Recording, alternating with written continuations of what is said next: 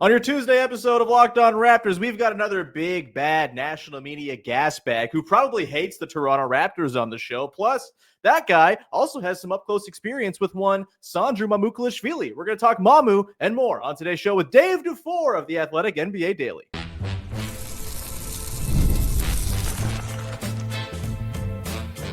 You are Locked On Raptors, your daily Toronto Raptors podcast, part of the Locked On Podcast Network, your team every day.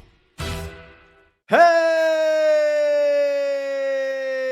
what's going on? And welcome to another episode of Locked On Raptors, part of the Locked On Podcast Network, your team every day. It is Tuesday, September the 30th, and I am your host, Sean Woodley. I've been covering the Raptors now for 12 seasons on various platforms. You can find all my work over on Blue Sky. You can find the show on Instagram. You can join us in the Locked On Raptors Discord server. Link in the description of the podcast. 100% free to join. Great place. Come hang out. Talk ball. Word has it that someone yesterday in the Discord was getting married yesterday and was still posting in the Discord. This is the level of unhinged you will meet when you join the Discord server. I'm not going to name names because I don't want this person to get divorced after one day of being married. Congrats. You know who you are. Let's get into it. On today's show, we are talking with one of our faves here on the show. Been a while since he was on, I think a couple of years now. It's Dave DuFour from the Athletic NBA Daily and, Fast Break Breakfast as well. All kinds of wonderful podcasting over the years. And thrilled to have you with us, Dave. We're going to talk about the Raptors, of course, every national media person's favorite basketball team. And we're going to talk about Mamu, who you have coached up close and in person as an assistant coach with the Georgian National Team in the past. So we're going to get into that later on as well. But Dave, how the hell are you, man? Welcome in. Yeah, I'm doing great. And unlike you, I'm actually rooting for these guys to get divorced. Because divorce is awesome. Just get divorced. Look, my divorce has been so good. I'm constantly telling my friends, I'm like, you just got to try it, man. Just see if it works. Just give it a shot. Today's show is brought to you by Divorce. Yeah. No, man, I'm really good. It's fun. I've had a nice, relaxing summer, because obviously over at the Daily, we're every single day during the season, kind of like you are, every single day. And it gets to be quite a grind. So I'm feeling nice and relaxed. And last season was so good that I'm kind of missing the NBA a little bit. Yeah. Which is, I would say, I don't always feel this way. So pretty pumped, man. I fell asleep on the couch yesterday watching media day interviews, right? You don't love all the platitudes? Oh, no. Oh, I did think Karl Anthony Towns was pretty funny. He had a good set. See, I like to think about this like it's stand-up, right? Like who did some work? They're like, sure, who's going to take that 15 minutes and actually get something out of it? Karl Anthony Towns pretty funny.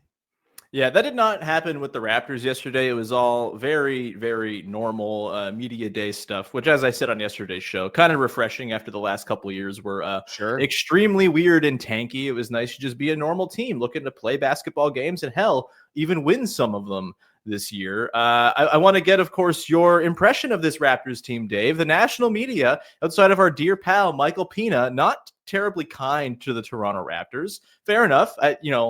My sort of theory on this, I've shared it with a couple other people who've been on the show, is that the way the team has been built has been so strange and sort of unorthodox that there's almost a conflation between the team building side of things and like the actual roster that now exists as a result of all the strange team building. And, again, I have to be the toxic positivity guy on the podcast. Otherwise, I go insane talking about the team every single day. But I do genuinely think there is reason to believe this team can be pretty good in a conference that is not all that good.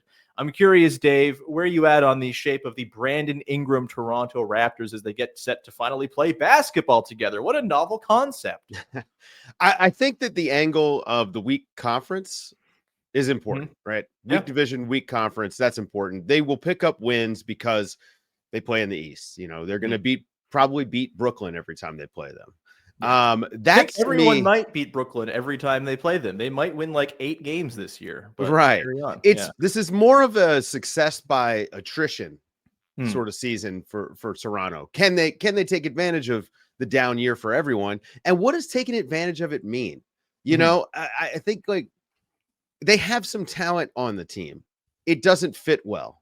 and it hasn't for years. Like you mentioned, the weird team building. I mean, it's not like they've just undone the last 3 seasons of weird roster moves.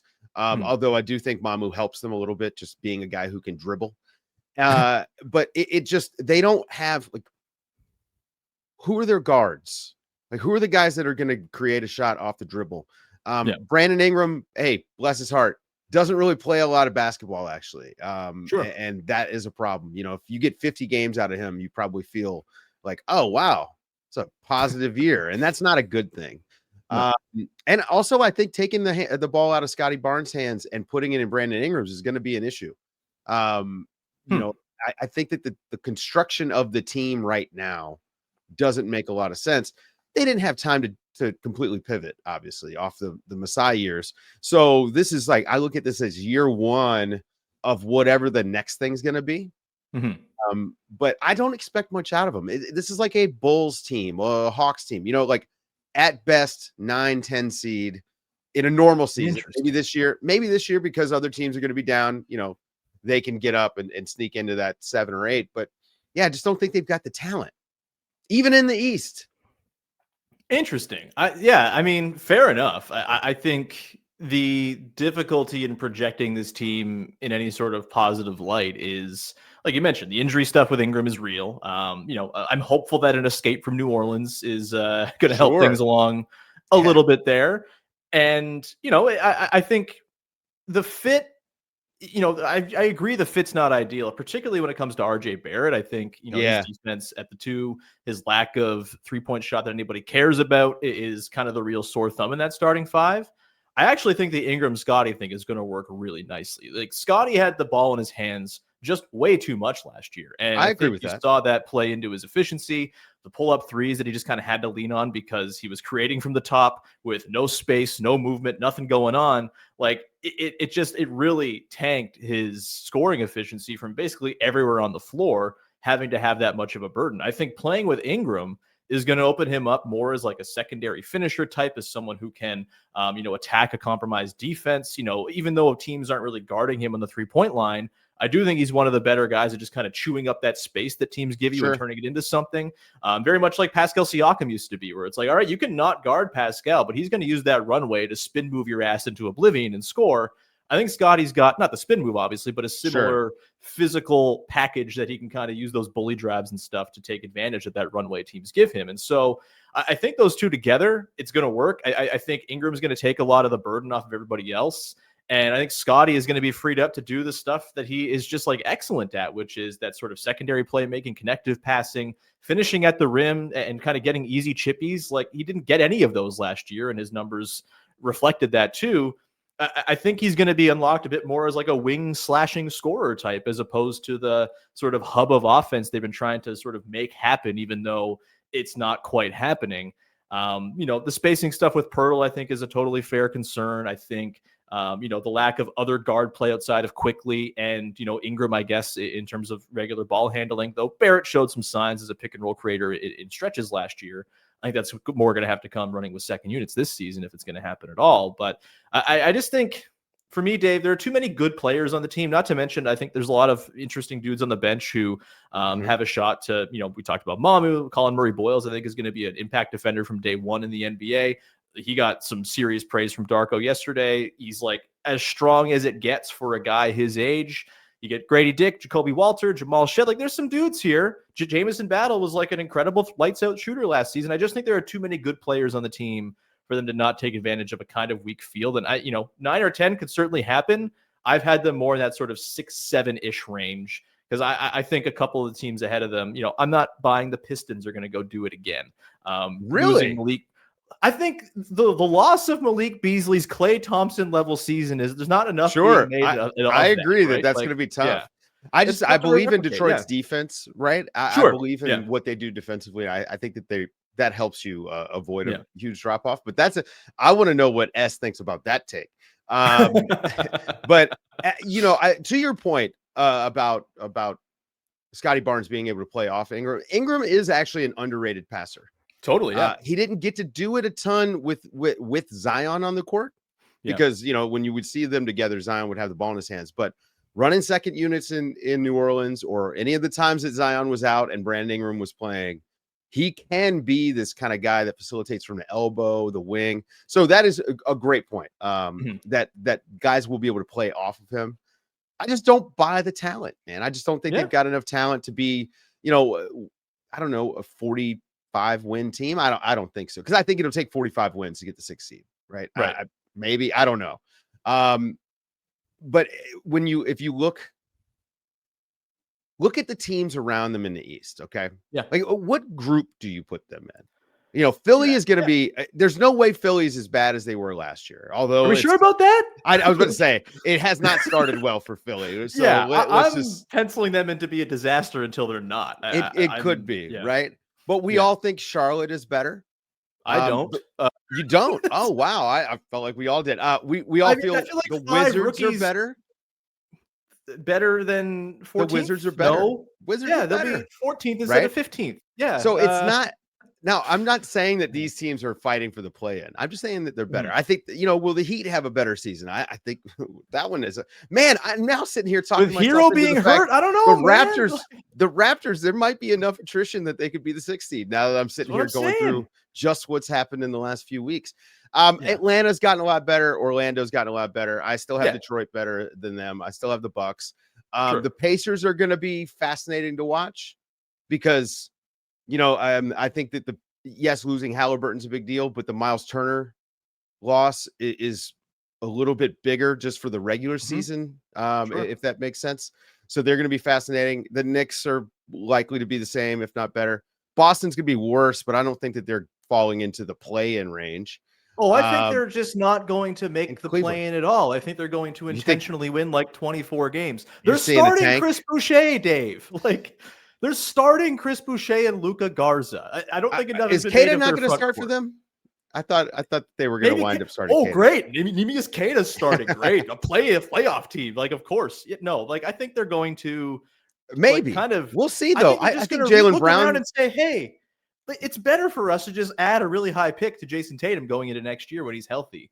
I feel like it's a hard sell for Jaylen Brown, right? It's a hard sell for Jaylen Brown to say, "Hey, we're going to tank." That being said, I've thrown out the idea, like, why don't teams throw a trade package for Derek White? I would love for the Toronto Raptors to do this. Yeah. If you're the Houston Rockets, now would be the time to try to prime away, and of course that would create some clarity for the Celtics, but. I'm not willing to concede that the Celtics are just tanking this year. I just think I have to see it to believe 2 or 3. The roster is so grim; it's just going to be done for That's them. That disrespectful to rough stuff. Peyton Pritchard. Disrespectful. No, but back to he the could Raptors. Be a Rocket honestly, too. You know what? Now that I'm sitting here doing the math and like just thinking about what is happening with the Sixers, man, you might be right. Maybe they can sneak up to the 6th seed, but. They're not a 6th seed like we would think about. I see them in my head as a 9 or 10 seed under normal circumstances. They're just, who's their breakout guy this year? Usually if a team takes a leap, someone on the roster makes a big leap. Is it going to be Scottie Barnes? And what does that look like? Let's pick that up. We'll examine breakout guys and the Raptors coming up in just 1 second here as we continue chatting with our pal Dave DuFour, another member of the dastardly national media who hates your team. We will come back in just a sec. Today's show is brought to you by FanDuel. The NFL season is here, and FanDuel has an offer you don't want to miss. Right now, new customers can bet just $5 and get $300 in bonus bets if you win. That's right. Pick a bet, put down $5, and if it hits, you'll unlock $300 in bonus bets to use across the app. Ain't that fun? I'm not someone who's much of an NFL fan, but if you believe in a team like my Detroit Lions, as I'm kind of maybe weaseling my way back into sort of caring about the NFL, maybe you think the Lions, like I do, are just going to go win all the games. You can throw some money on them to win, and if they win that $5 bet, you have $300 to use on all kinds of things, not just the NFL. You can go into NBA futures, MLB playoffs. Of course, the number one way that I ever sports wager is the happiness hedge. The Blue Jays are in the playoffs. The baseball playoffs usually end in heartbreak, but if you bet against the Jays to win, you might get some money out of the deal if they lose. And hey, if they win, then great. You lost money, but they won, so it's fine. Either way, go check it out. What are you waiting for? FanDuel.com, download the app today and get started. Get those $300 in bonus bets with one winning $5 bet. Back at it here with the hater, Dave DuFour, talking about the Raptors and picking up the thread of breakout candidates for the team. I think... Wait, real quick. I looked at this during the break. Yeah. Okay, 44 wins. Detroit was a 6 seed last year. 44 wins. So the Raptors, 30 wins. So 14 wins, roughly, is what they have to improve by. I don't think that's crazy considering Emmanuel quickly played 33 games. The team was also trying to lose games down the stretch. Brandon Ingram didn't play for the team. And they have more functional depth than they had last year too. Dave, do you know how many minutes, like what percentage of Raptors minutes were played by rookies drafted 19th or later in last year's draft season? You're just going to have to give me that one. 25% of the Raptors minutes were played by rookies drafted 19th or later in the 2024 draft last season. That's not going to be the case. Where did that rank in the league?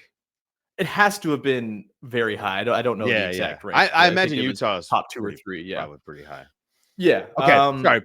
Sorry to take us off track here, but back You're to fine. It's all good. As far as breakout guys, so Scottie Barnes, I think, in a sort of more conducive role to optimize his skills. Like, this is a guy who 2 years ago had himself a breakout season, was an all-star and was awesome. And I think last year we saw a defensive jump from him that I think got slept on because the team wasn't good and no one watched the Raptors after January. But in the second half of the season, and even in a stretch of the season where they were still trying, Scottie Barnes kind of found this level as this like everyman on defense, could pick up wings, stay with him in a way he hadn't before. He could pick up guards and kind of hang in space. He was an incredible help side rim protector, a huge event creator on defense as he's been for a couple of seasons now. He's just a really good defensive player. I think if the team is relatively good this year, he's going to be in all defense conversations. He's just too talented not to be. And I think with a sort of trimmed down offensive role where he's being put in a position to be more efficient, I just think we're going to see him kind of return to higher status in the eyes of those who watch the Raptors and kind of evaluate these things across the league. So I think, it's sort of he's already kind of had a breakout, but it's more of a sort of return to form, for Scottie Barnes playing with Brandon Ingram to help kind of take some of that offensive burden away.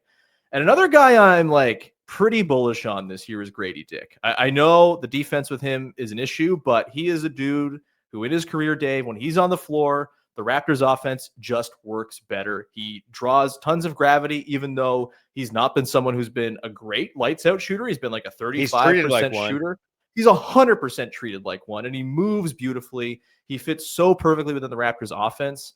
And I've said this, I think there's a chance he closes a lot of games in place of RJ Barrett along with the starters down the stretch, in big moments, just because that offensive juice is going to be so substantial. Playing off of Scottie, off of Ingram, off of Quickly, with Pirtle as the screener and sort of hub that he is, like, I think Grady Dick's got a shot to be really, really effective this season in a 6-man role that's not going to totally overtax him like the first half of last year did, when he was basically the number 2 in the Raptors offense for the first half of the season. He put up like 18 a game. He was, having these sort of huge pop-off nights, and then he got exhausted because no 20-year-old should be carrying that amount of burden, and the season kind of fell off the rails, and he got hurt and missed the last month and a half.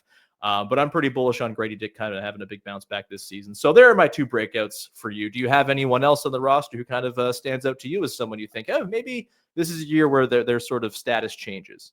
Well, I mean, should I jump the gun and go to Mamu? Go nuts. Yeah. Hey, let's just start on Mamu. Let's go. All right. I think, look, Mamu, he just had a great Eurobasket.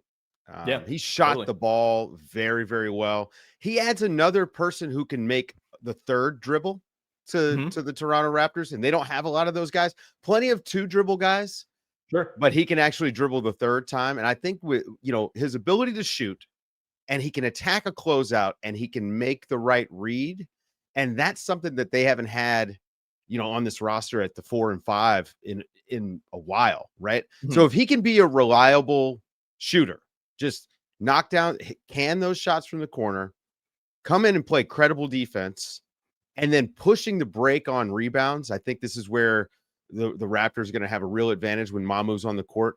His ability to grab and go. Yeah. And everyone else is going to be able to get out in transition. So I actually see him earning a lot of minutes early on in the season just by by being able to bring that sort of energy stuff. Yeah. But yeah, his offensive game has improved quite a bit. And, the fit in San Antonio is a little bit clunky because they wanted him to guard up when Wemby was on the court. When they would play together, they wanted him to guard up. And I think that he's more suited to just be like, the backup five if he's going to be out there, playing the five. Yeah, so of course you spent time coaching Mamu. Yeah. You've seen him up close and personal, practice games, etc.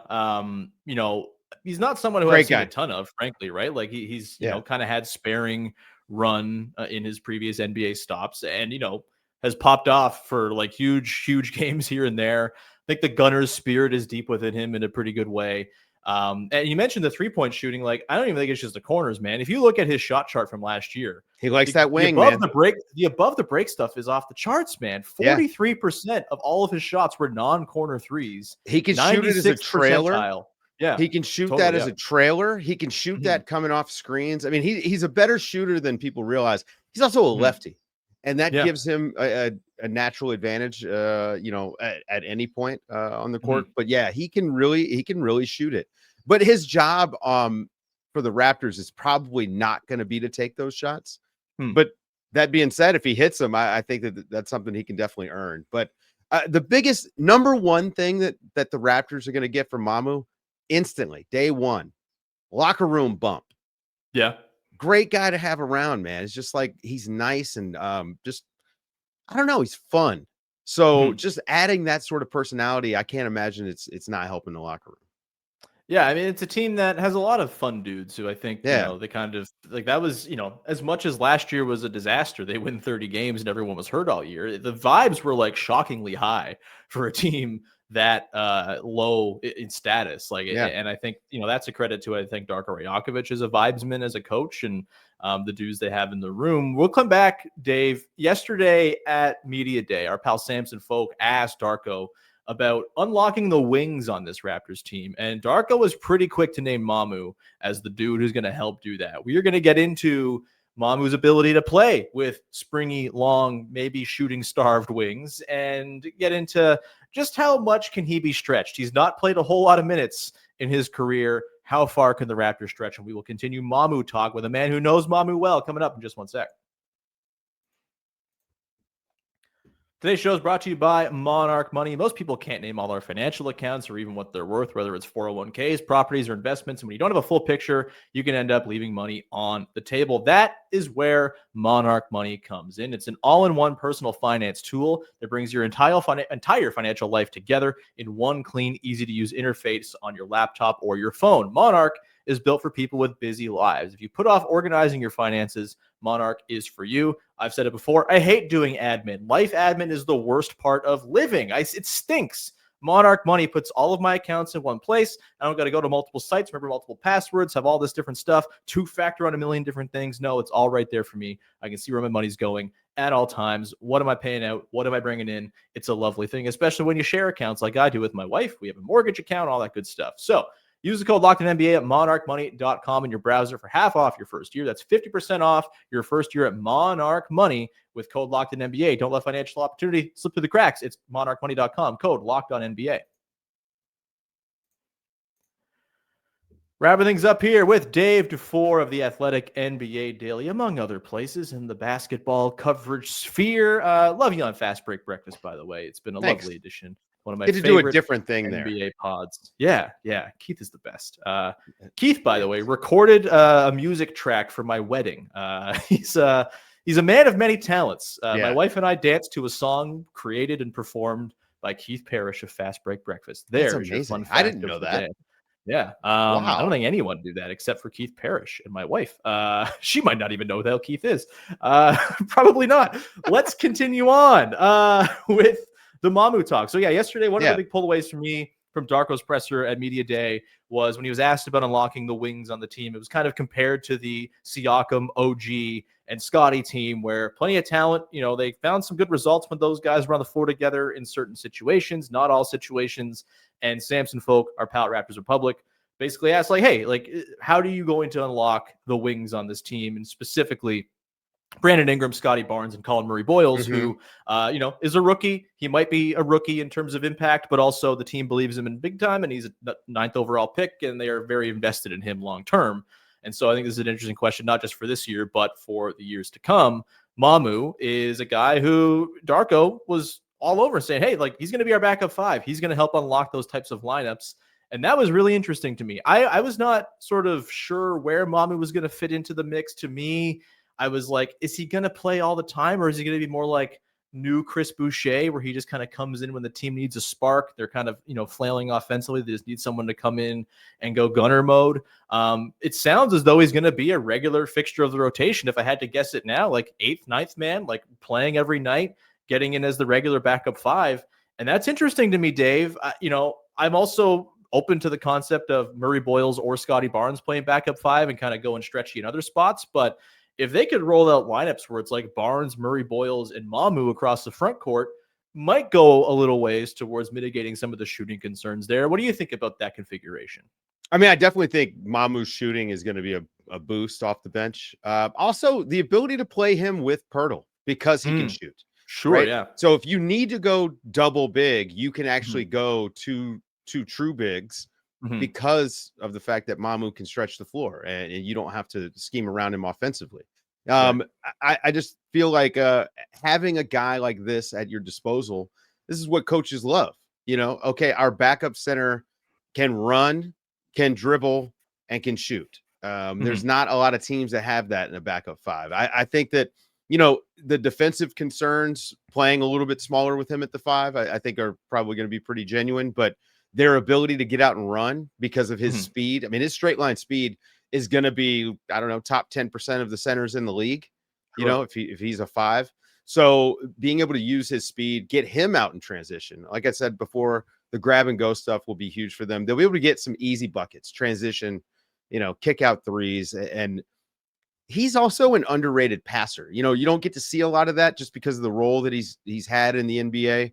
But if you go and you look at some of his stuff with the Georgian National Team, you can see, he's got an eye. He's a willing passer, which is half the battle. So these guys, like, for instance, Brandon Ingram, the spaces he likes to operate, Mamu, his ability to stretch the floor keeps him out of the way.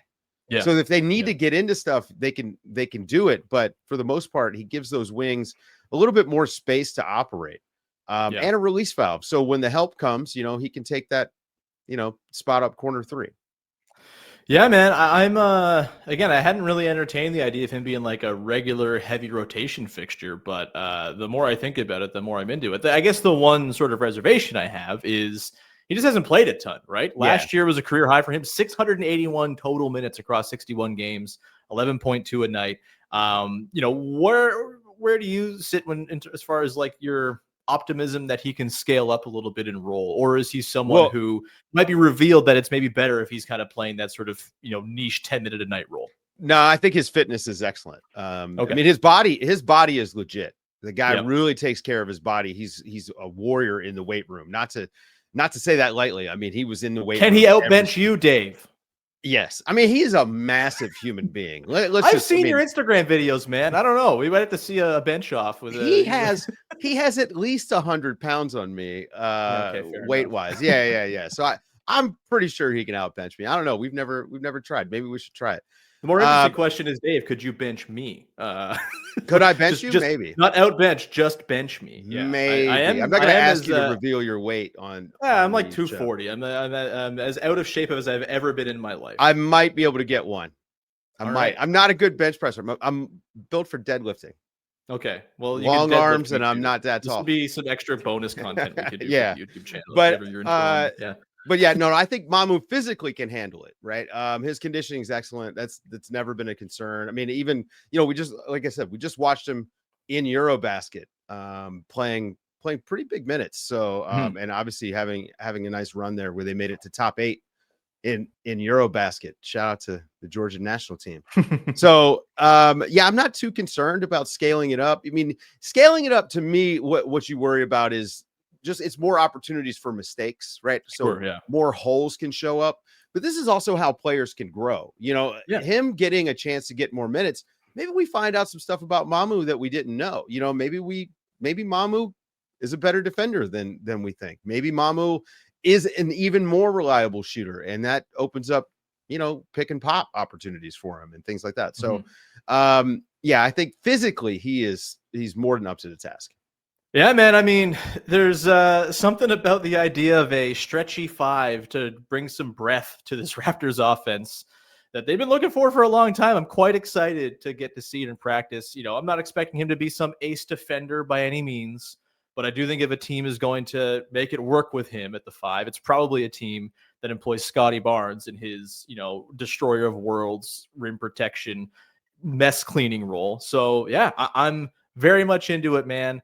And I think for you, a thing that you should watch for with this team, and another reason why I think they're going to be a good regular season team, is they just have a lot of dudes and they have a lot of different configurations they can throw out. And I think they can kind of put other teams on the back heel a little bit with like, oh, hey, here's this funky ass lineup that you weren't prepared for that is going to play for 6 minutes and kind of win a stretch. I think there's going to be a lot of that this year. They're going to stagger as much as the starters don't fit in. They're going to stagger a ton with the bench guys with 2 or 3 starters and find some fun combinations that way. I feel as though I've talked you into the Toronto Raptors as the top 6 team in the Eastern Conference, Dave, and you can resist it all you want. Wait to get a text from you later being like, you know what, 5 seed. No, definitely not. That's not happening. I still don't think the 6 seed, it just doesn't feel like it's going to happen. I don't know how they go from 30 wins to 40. Let's say it's a down year and it's 42 wins. That still feels like a hell of a jump. Maybe I already talked to you to that one. I talked to you about the jump. I know. I'm looking again. It's more about the attrition than it is about the Raptors, and that just doesn't. Right. I don't feel good about that. Right. The Raptors didn't improve. Everyone else got worse in a lot of ways. Not that they didn't improve. They did. Brandon Ingram's a good player. Brandon Ingram is good at basketball. He's got to play, obviously, but he's a good player. Probably their best offensive player. Adding a new best offensive player, helpful, especially when you're second or third best offensive player. Also, only how did that work out for the Pelicans? I mean, the Pelicans, I just kind of think are their own special brand of curse. Yeah, that's fair. Is that fair? That's fair. Again, the escape from New Orleans factor has been a thing I've been touting with Brandon Ingram for months now. He seems genuinely excited. Even yesterday, he's like, I love how there's fans in the stands. That's not a thing you get in New Orleans. It's like, that was so messed up, man. Hell yeah. All right, man.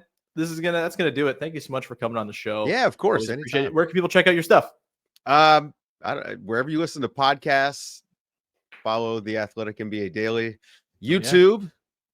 And I'm on everyone listens to podcasts, even though I don't understand it. Everyone listens to podcasts. Yeah, I don't get it either. I think it's just because people sit at a desk or something and they play it on YouTube. I'm not sure. That's what people tell me. I don't use YouTube really. Yeah. We love you, YouTube listeners. You're the best. Yes.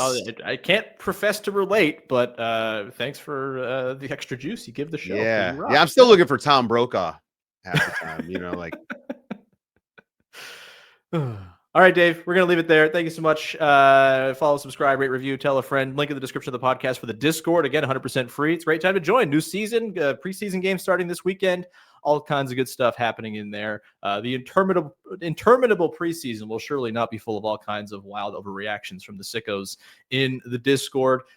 Usually at the end of the show, Dave, I shoot a basketball, the net behind me, but I hate my basketballs around across the room. Before I went on vacation a couple weeks ago, what, you got a ball? You're going to shoot on this net? I have one right here. Just that looks like I see it. I was like, I see the plant that you're probably going to break. There's a plant, and then there's a net that's actually just out of frame that you can't see. Do you shoot it? I don't know if I can even get to it. I usually shoot it over the head. I have like a door frame here, but I hit the door frame. There you go. That's not bad. A couple weeks ago, before I went on vacation, I didn't have my basketball handy, and I used the Cleveland Guardians mascot slider to shoot on the rim, and I hit it. It is one of the better athletic achievements of my life. Let's see if I can do it again to wrap up the show. Thanks so much for hanging, everybody. Bye-bye. Go Tigers, I guess.